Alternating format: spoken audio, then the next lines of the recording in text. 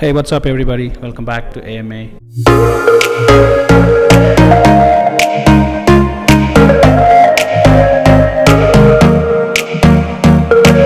There are 7,168 diverse and beautiful languages spoken across the planet, according to Ethnologue. And one of it is my native language, and I absolutely love it. Likewise, I'm sure everyone loves their native language or mother tongue. Probably all these languages have a great deal of history, they sound gorgeous and unique to whichever part of the world they are part of from. On that note, I have a few questions for you all. Number one, do you know out of these 7,000 or so languages, there are 42%, which is roughly around 3,000 languages are being endangered, meaning they are pretty close to getting died. This happens only when few speakers left speaking that particular language, or children in that community are being trained or educated in some other dominant language. Number two, have you ever wondered why a language gets an endangered, or your language could be in the list, and why is it your native language is so underrated or limited to a particular region, state, or a country compared to a global language like English? Number three, why is it your native language didn't get into universality or globally like English? Four, why is that they are not being used in general subjects like physics or mathematics, or in aviation department the pilots are supposed to be talking in English, or the announcements are majoritarily happening in English? But most importantly, I often see there is a lot of confusion, especially in Indian and Asian community parents, where they struggle to decide what is the language they are supposed to teach their children when they are at infant state, whether it's English or their mother tongue. So these are the questions I've been thought through, and I would like to share some insight into it based on my research. English, which we all know, it got into global or universality league very quickly historically, and it became the most spoken language on the planet. And it is a language we all thrive to speak, learn, and adopt, and also want our kids and next generation to learn from the non-English countries. So why is it a language originally originated from a Western German people settled in Britain in 5th century got into this global universality league very quickly with just around 350 million native speakers today, if you look at the stats? So whereas other languages, like for example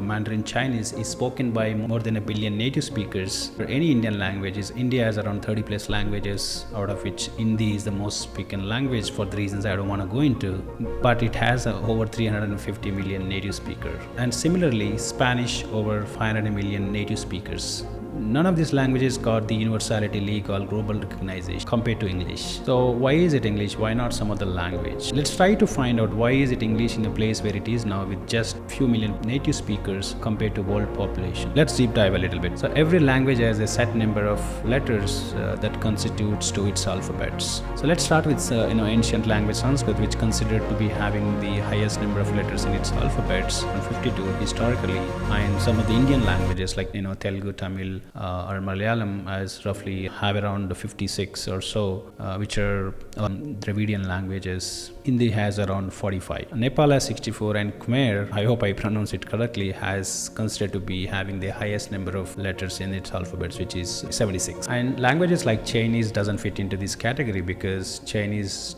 Mandarin language doesn't have the alphabets, but they go with characters, and they have around 50,000 plus characters in its language. So whereas English, it only has 26 letters. So why is it in a language alphabets have a set number of letters in writings and pronunciation? It's because most of the languages use letters to represent the individual sounds like vowels and consonants. It's basically to able to sound or pronounce those many different sounds. So more number of alphabets means a more number of sounds can a language offer, and increased expressive ability in the communication. So languages like Khmer, Tamil, Sanskrit, Telugu, and Chinese with highest number of letters and characters covering most possible human sounds. Sanskrit, though it was very ancient or been adapted by all these scholars or poets to write the ancient scripts like Mahabharata, and religious scriptures like Buddhist scriptures were translated to Sanskrit from Pali. Though it's like very poetic in nature, it was just limited in the East historically, and it couldn't get into the global community, and eventually it was just limited to the poets, scholars, and few people. Likewise, other Indian languages like Hindi, Tamil, Telugu, which adapted a higher number of letters to form a numerous words with different sounds and form of vocabulary and the expression. Just like Sanskrit, all these languages were, eventually were limited to a particular region, or a particular state or within the country. Languages like Chinese and Japanese adopted a early writing systems, a stylized pictures, or we call as pictograms, to represent words or concepts. Meaning, for example, if you want to write treason, they basically represent tree and the sun, which may represent treason. This is just an example. So the intention of adapting this pictogram style of writings in the Chinese or languages like Japanese is to convey the word's essential quality. For instance, you might have seen the children books where you get to see a lot of pictures instead of words, so that the kids can easily understand what's being communicated. Though expressing a particular emotion or a feeling in the language is evident, it became hard to communicate, and in writing forms like drawing or visualizing something for each word, and there would be hundreds of thousands of words, and you have to come up with those number of pictograph methods or styles. Historically, the alphabetic languages has the quality. That's why they won the race compared to the pictograph languages like Chinese and Japanese, because they are easy to learn. And for example, for non-native speakers, would take around 20 to 30 years to learn Chinese or Japanese, because it has 50,000 plus or so characters and in representing different forms, different words. So these languages lack the universality, though they are ancient or intended for a clear communication. One other reason Sanskrit and other Indian languages like Tamil, Telugu and Hindi were adapted because of higher number of alphabets, can form higher number of words and use a different word for different emotion. And then later Sanskrit was defeated by Arabic languages. These languages are as perfect as they can be and have a very poetic form of expression. And poetry is closer to emotions and feelings. Poetic languages let you communicate with different sounds, with different emotions, and have multiple options. However, you cannot do science and mathematics in poetry languages. We need more prose-style languages. Poetry may be close to emotions and feelings and deals with subjectivity, whereas this prose-style languages deals with facts and objective truths. And we are all dealing with objective truths from the science and mathematics perspective. So the language which deals with poetry, emotions and subjectivity, which got defeated, as well as and the pictographical languages were difficult to learn. I think that very factor became very problematic to learn for any non-native speaker, and it's tough to understand and learn these languages quickly due to its complexity, poetic nature and different number of sounds or vocabulary used for different expression, and also many synonyms. So regardless how the ancient language could be, it was intended like clear communication using pictograph methods or a language with highest number of letters. These are all were adapted for a clear communication. However, all these languages like Indian or any Indian language or Chinese, Japanese, Russian, none of them could get into universality. And they all failed to get into global league like English. And I think they will further lose their mark while the worldwide adaptation to English has been increased. So meanwhile, English traveled the foreign countries and made it mark internationally. This phenomenon happened for various reasons. Number one, languages like English has 26 letters. That means you can form n number of words with just 26 letters. Like it or not, English is very easy to learn, at least less complex than other languages. English literature has higher impact compared to other languages because of its simple words. English is easy to express. Take music for example. Pick any song about love, friendship or any other emotion.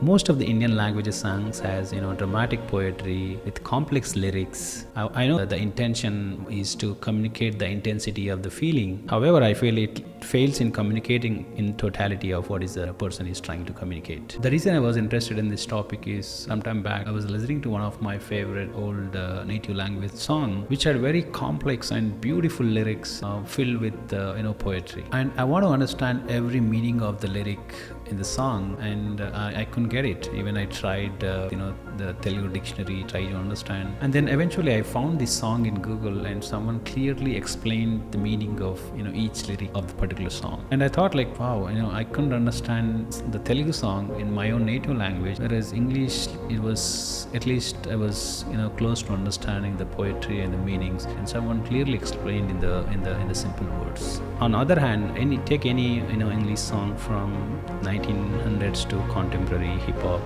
all the genres where the lyrics are straightforward and the intent communication can easily understand what he's trying to communicate. And it communicates about many aspects of the life, like technology, science, and entertainment. In every language group, English remains to be a link language. For example, a Hindi person or a Telugu person, Tamil person meet, the common language they use is English, not any Indian language most of the times. Our English is spoken in two powerful countries like United States and UK. And for all these regions, and English has gained the global recognition, and he got into general subjects like mathematics and physics. And of course, English have a lot of pitfalls. People have difficulty in expressing some of the intense expressions, feelings, or thoughts. For example, in English, where we have a limited number of letters, around 26, there is a S, whereas if you take other languages like Sanskrit or Telugu, there are 3 or 4 different types of S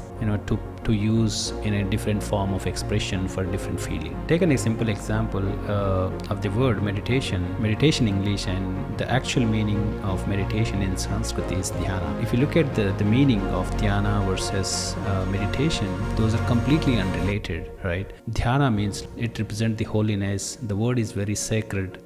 Whereas in English, it doesn't sound that effective.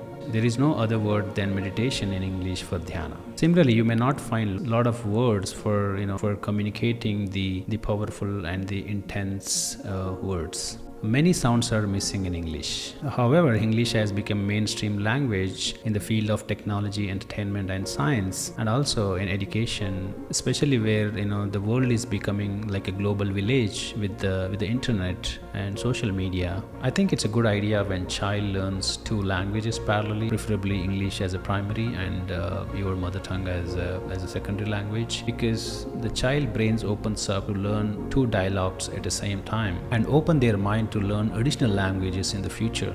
I know a lot of us, teachers, scholars, or the lovers of their native languages, insist the community or their kids to learn the primary languages or their native language. But I feel at some point, all those kids has to communicate globally over internet or in person, traveling to different countries, and they would be struggling to learn English and communicate.